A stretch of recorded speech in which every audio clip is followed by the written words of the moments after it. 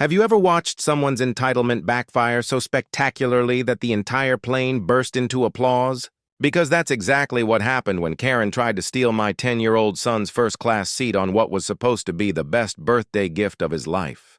Let me take you back to Gate 47 at Dallas-Fort Worth International, where my son Jaden was practically vibrating with excitement, clutching his boarding pass like it was a golden ticket to Willy Wonka's factory. And in his mind, it might as well have been, because this was his first time ever flying first class. Something I'd saved for months to give him as a 10th birthday surprise after he'd aced his entire school year and never once complained about the struggles we'd faced as a single-parent household. I'm Marcus, and I'm not rich by any means. I work 2 jobs, one as an IT specialist and weekends doing freelance web design. But when my son looks at me with those bright eyes and tells me he's proud of how hard I work, every sacrifice feels worth it. We were boarding early, Group 1 privileges, and Jaden couldn't stop reading the amenities list out loud. "Dad, it says we get warm cookies and real silverware and seats that turn into beds." His joy was infectious, and I noticed other passengers smiling at his enthusiasm as we made our way down that jetway, his light-up sneakers flashing with every excited step. That's when we met her, Linda Hartwell, though I didn't know her name yet. Just knew her as the woman in the hot pink blazer whose face twisted with visible disgust the moment she saw a 10-year-old black child settling into seat 2A, the window seat I'd specifically requested so Jaden could watch the clouds. "Excuse me," she said, her voice dripping with that particular tone that immediately tells you someone's about to make your day difficult. "I think there's been a mistake. That's my seat."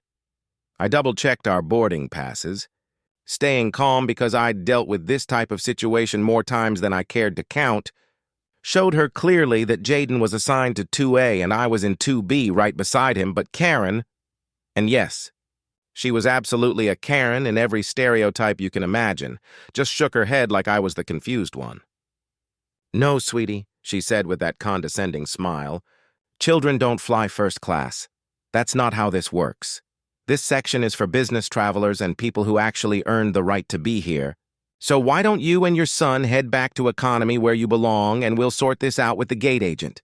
Drop a comment telling me where you're watching from, and don't forget to subscribe to Rayan Review 2.0 for more real, emotional HOA stories."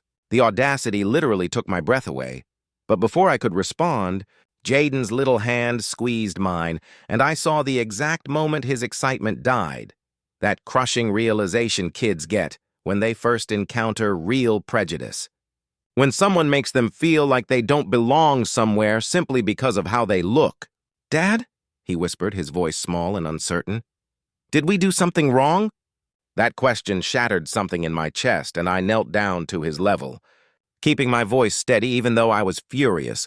Told him we absolutely did nothing wrong, and we were staying right where we belonged. Karen wasn't having it, though. She started raising her voice, attracting attention from other first-class passengers, claiming I was being aggressive simply for standing my ground, insisting she'd paid extra for seat 2A and demanding the flight attendant remove us immediately. That's when Sarah appeared, the flight attendant whose name badge read Chin, and I watched her take in the scene with the practiced eye of someone who'd seen this exact situation play out before, the entitled passenger. The confused family, the brewing conflict that could delay departure. "Ma'am, sir, is there a problem?" she asked professionally, and Karen immediately launched into her version of events, painting herself as the victim of some terrible seating error, dramatically waving her phone around showing her mobile boarding pass, which clearly showed seat 3C, not 2A. Sarah checked her tablet, confirmed our seat assignments were correct, and very calmly explained to Karen that she was actually assigned to 3C, an aisle seat 3 rows back. But here's where Karen's entitlement truly reached Olympic levels. She claimed she'd specifically paid $300 extra to upgrade to the window seat in row 2 because she couldn't possibly fly without being able to look outside. That the airline had clearly made a mistake in their system, and that as a Platinum Premier Elite executive member, yes, she actually said all those words in one breath. She deserved priority over people who probably couldn't even afford to be here. The mask was fully off now, and several other passengers were watching with expressions ranging from shock to disgust. Sarah maintained her professional composure, but I could see the steel entering her voice when she responded. "Ma'am, I've confirmed the seat assignments multiple times. This young man and his father are in their correct seats. And I need you to proceed to 3C so we can complete boarding and depart on time." Karen's face turned a shade of red that almost matched her pink blazer, and she made her fatal mistake. She reached past me and actually tried to grab Jaden's arm, saying, "Come on, kid, let's go. Your dad can explain to you later why you don't always get what you want." I stepped between them immediately. My voice, low but firm, told her never to touch my child again, and that's when the situation escalated from uncomfortable to unforgettable. If you're feeling this story, hit that like button and share this video to support Rayan Review 2.0. Karen started shouting about assault, claiming I'd threatened her, demanding that security remove us from the flight, and declaring she'd have our seats given to someone more deserving while we were arrested. Her words, not mine. And the irony of someone committing actual assault by grabbing a child while claiming she was being assaulted was apparently lost on her. Sarah immediately called for backup, and within minutes, a senior flight attendant arrived along with the captain himself, a tall man in his 50s with 4 gold stripes and an expression that made it clear he had exactly 0 patience for nonsense. Captain Davidson asked what was happening, listened to Sarah's professional recap, checked the seat assignments himself, and then turned to Karen with a look that could freeze water. "Ma'am, are you refusing to take your assigned seat?" he asked, his voice carrying that particular authority that comes from being the absolute final word on an aircraft. Karen, somehow still believing she could win this, switched tactics. Suddenly she was near tears, playing the victim, claiming she had severe anxiety and medical conditions that required the window seat, that this was discrimination against people with disabilities, and that she'd sue the airline, sue everyone involved if she wasn't accommodated.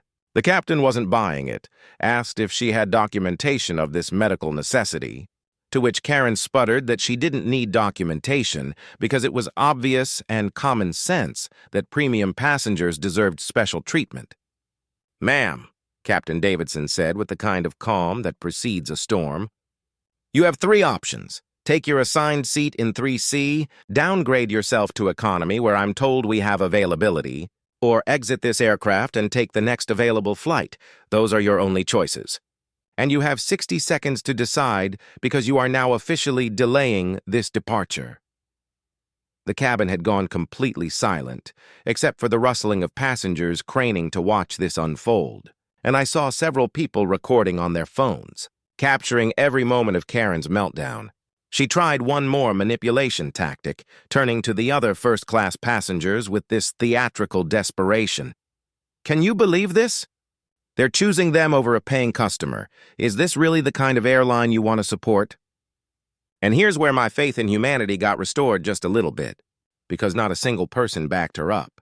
Instead, a businessman in row 1 actually spoke up. "Lady, those folks have been nothing but polite while you've been acting like a spoiled child. Just take your assigned seat and let this kid enjoy his flight." Karen's face went through about 5 different expressions, landing on pure rage, and she made her final, catastrophic choice. She refused to sit down, planted herself in the aisle, crossed her arms, and declared she wasn't moving until she got that window seat because she knew her rights and the customer is always right. Want to hear more life-changing HOA tales every week? Subscribe to Rayan Review 2.0 and never miss the next twist. Captain Davidson didn't hesitate. He immediately radioed for airport security, explained there was an uncooperative passenger refusing lawful crew instructions, and calmly announced that if Karen didn't comply immediately, she would be removed from the aircraft and placed on the airline's no-fly list. You could actually watch the reality dawn on her face, the moment she realized she'd pushed too far, crossed too many lines, and was about to face real consequences for her behavior. "You can't do this to me!" she shrieked, her voice hitting pitches that probably bothered dogs in the terminal. "I have a business meeting in New York. I need to be on this flight." But the captain simply repeated her options. And when she still refused to move, security arrived. Too calm, Professional officers who'd clearly done this before asked her politely to gather her belongings and exit the aircraft, and when she tried to resist, they firmly escorted her down the aisle while she screamed about lawsuits and discrimination and how she'd have everyone fired. The moment she was off the plane, the entire first-class cabin erupted in applause. Actual, genuine, enthusiastic applause, and several passengers came over to check on Jaden. One woman even giving him her extra bag of fancy airplane cookies and telling him, "Don't let people like that dim your light, sweetheart." Sarah returned a few minutes later with a smile, leaned down to Jaden's level and said something that made his whole face light up again. "The captain wants to know if you'd like to visit the cockpit after we reach cruising altitude.